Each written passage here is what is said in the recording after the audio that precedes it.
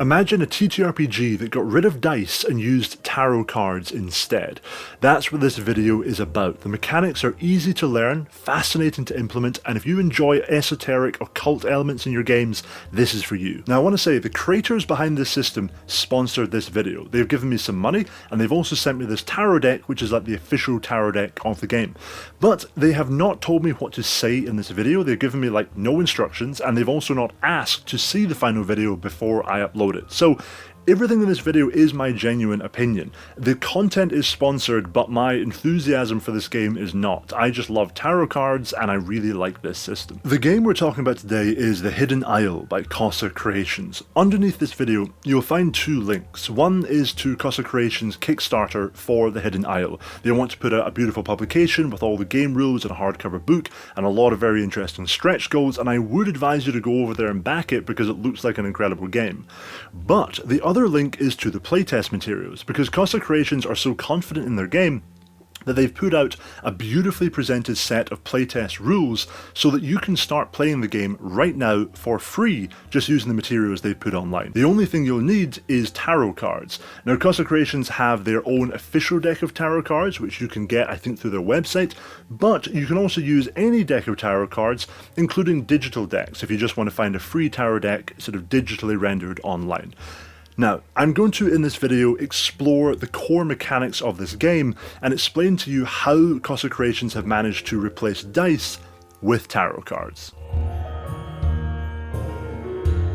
The Hidden Isle is set in the 1500s, and adventures take place across the Mediterranean, North Africa, the Middle East, and beyond. The Catholic Inquisition is dominating Europe, the Ottoman Empire is at its peak, and gunpowder is changing the way wars are fought and won. Woven through this historical setting are threads of dark magic, demonology, and the occult. The game is centred around Dioscoria, a magical city on the eponymous Hidden Isle. Magic users, rebels, and free thinkers flock to the city to find refuge from the more oppressive regimes elsewhere in the land. Players in this game take on the role of agents of Dioscoria, essentially secret agents, spies, and assassins sent out by the card-reading oracles within the magical city to right wrongs and prevent injustice and tyranny in the rest of Europe and beyond. A typical Hidden Isle adventure begins with the players in the city of Dioscoria meeting with one of the tarot-reading oracles that holds sway over the city-state. The oracle will generate a mission for them, and this can be prepared in advance by the GM, or it can be generated on the spot using tarot cards. There's a whole system for it that we'll talk about later on. The players will usually end up going on missions that involve subtlety and subterfuge over violence and aggression, although violence and aggression sometimes happen. A classic Hidden Isle adventure might be to go and overthrow a tyrannical Ottoman general who is seizing control in the east, or perhaps it could involve going into Venice to take down a corrupt politician who is in league with a necromancer or a demonic cult. Oftentimes the players are working under the radar for the greater good, and though the outside world will never give them recognition that they deserve, they'll then return to Dioscoria knowing that the world is safer and more just as a result of their actions. Now, let's talk about the core mechanics. In the Hidden Isle, the GM is known as the Seer, and the players are referred to as agents, and both the Seer and the agents rely on a tarot deck to decide the outcome of the various adventures and challenges they face. Now, in a standard tarot deck, you've got about 78 cards, and they're split into two sections, the Major Arcana and the Minor Arcana. The Major Arcana are your kind of classic tarot cards with distinctive individual characters, like the Devil, or the High Priestess, the Hierophant, sometimes inanimate objects like the Tower or the Sun. Then you have the Minor Arcana, which is quite similar to your standard playing cards. You've got 4 suits with numbers ascending through each of the 4 suits. And the 4 suits are Cups, Pentacles, Swords, and Wands. At the start of the adventure, the agents will get together in Dioscoria and meet with one of the oracles. A tarot reading is performed, and 5 cards are drawn to determine the 5 core components of the adventure they're about to go on. The 5 things determined by the cards are the type of mission that you're going on, the type of adversary you're going up against, the main kind of villain, the stakes, what happens if you lose, what happens if you win, the ultimate goal, what is the actual thing you're trying to achieve, and finally finally, the initial lead, the thing the players can follow up on that will get them into the first part of the adventure. In the playtest materials, you'll find a vision guide, and this is a list of all the cards that might come up in that initial reading and the meanings that are associated with them. Places, NPCs, key themes, key disastrous outcomes. These are the things that you can look at as you're pulling the cards that will inspire the different elements of the adventure. Using this method, the seer, taking on the guise of the oracle, generates all the core components of the quest. Now, if you as the seer have a pre-planned adventure that you want to run, you can select cards in advance that will randomly show up during the reading, which represent the key elements. You know you want to have something about a kind of a controlling military tyrant who's trying to take over in Rome, and your players are going to have to go and deal with that, or you make sure that the devil comes up in the adversary section. But you can leave this totally up to chance, and it's amazing how quickly ideas start flowing when you start pulling random cards and seeing what this adventure is all about. And you can even invite your players to suggest interpretations of the cards to make it a very collaborative experience. Once the core components of the adventure have been generated, our players are going to strike out into the world to try and take on this mission, take on these villains, achieve these goals, and at that point it starts playing like any other TTRPG. We're role-playing our way through different scenarios, working towards an ultimate goal, players are problem solving, and of course we have challenges to overcome using skills, just like in D&D.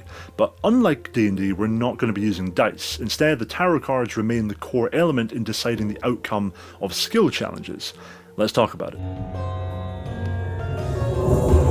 So as an agent or character in this world, you have 12 skills, and these are the skills you're going to use to overcome the challenges that the seer puts you up against. Each skill belongs to one of the 4 suits in the minor arcana. Remember, there's pentacles, cups, swords, and wands, so there are 3 skills associated with each of those 4 suits. To show you how the skills work in this game, I'm going to describe a little scenario here. The agents have arrived in Venice, and they need to steal a magical artifact from a heavily fortified villa on one side of the town. So they go to the villa and they find a back door, but the back door is locked, so how are they going to get through? Well, they could use the skill known as skirmish to just attack the door, but maybe none of them really have a particularly good skirmish skill. So instead, one of them who's a bit more sneaky steps up and decides to pick the lock. The player decides to use their finesse skill. Finesse is what you would use for lock picking, picking pockets, stealing things without people noticing, tapping someone on the shoulder to distract them. It's that kind of cunning, sneaky skill, and that's what they were used to pick the lock. So now we have a skill challenge, and to determine the outcome of the challenge, we turn to the cards. Both the agent and the seer are going to pull 1 card each from the minor arcana, and they might pull some extra cards as well, but they always pull at least 1 card. Now, the seer has to determine the difficulty, and the more cards they pull, the more difficult it's going to get. So for a relatively kind of middling challenge, like picking a lock, not super difficult, but not super easy either, they might pull their initial card plus 2 extra. 3 cards is kind of like your standard DC 13 or DC 14 skill check in D&D. The agent also pulls their 1 card out of the minor arcana, and then, because they have 2 points in their finesse skill, they pull 2 more cards. And that's how it works. The more points you have in a skill, the more cards you get to draw. The more cards you have in your hand during a challenge, the more likely you are to get a winning card. Once both the seer and the agent have pulled their cards, they select the card they think is going to be the best option for them to win. And then on the count of 3, they both put their cards down and we find out who has the higher card. The person with the higher card wins. Most of the time. You see, each of the skills, as I mentioned before, is linked to one of the suits, and finesse is a pentacles skill. And so that means that pentacles is like the trump suit for this challenge, because that's the skill that's being used. So even if the seer pulls out a higher number, the agent still wins if they've pulled out a card from the trump suit, in this case pentacles. So let's say we do this challenge, it's finesse, they select their cards, the seer slams down a 10 of swords, pretty high number, almost certain to win, unless, because we're in the pentacles suit, the agent has been lucky enough to have a Pentacles card in their hand, and so they put down, say, the 2 of Pentacles. 2 is a hell of a lot lower than 10, but it's in the Pentacles suit, and so it wins out. If the Seer and the Agent both pick the trump suit, or if neither of them pick the trump suit, then we're back to just being whoever has the higher number kind of comes out on top. And of course, if the Seer comes out on top, then the Agent has failed in their attempt, and if the Agent comes out on top, then they have succeeded. If you're an agent and you succeed in a skill challenge using the trump suit, let's say you're doing a finesse challenge and you win with a Pentacles card, then you get like a perfect success. That's almost like a crit. However, if you just win with a higher number than the Seer, but not in the trump suit, then you get a complicated success, which means that yes, you're successful, but some negative stuff happens as well. So maybe you succeed in picking that lock, but it's your last lock pick and you break it, and now you can't pick any more locks until you either find or buy more, or go back to Dioscoria to kind of resupply. Now if you fail in the challenge, you can end up taking harm, and harm can be physical or mental. Let's say you fail to defend yourself against an attack, well now you've taken some harm, you've taken some damage. But maybe you get up to do a big performance check and you do really badly, and as a result of that your ego takes a hit. Well, that's spiritual harm, and harm builds up over time, and as it builds up it starts reducing the number of cards you can pull in a skill challenge. If it builds up too much, you end up traumatized and you can just die. As an agent, you get to pull some extra cards during a skill challenge if you're willing to lean into your character flaws, known as burdens in this game. But the more you do that, the more negative effects it will have over time. Likewise, if you lean into your ideals, you end up actually taking fewer cards, making the skill challenge a little bit harder for you, but in the long run you get rewards as a result of sticking to your kind of moral ideals. There's a lot more to this game. The tarot cards can be used for spell casting, for combat. There are multiple different agent classes. If you want to know more about this, jump down to the link below this video, check out the playtest material. Again, it's free and it gives you everything you need to run the game. Although I am a very small creator here, I do get quite a lot of people reaching out and asking me to promote their Kickstarters, and I turn down about 99% of them, usually because I just don't feel comfortable promoting something unless I'm 100% sure that the company behind it or the people behind it can deliver on the promises they're making.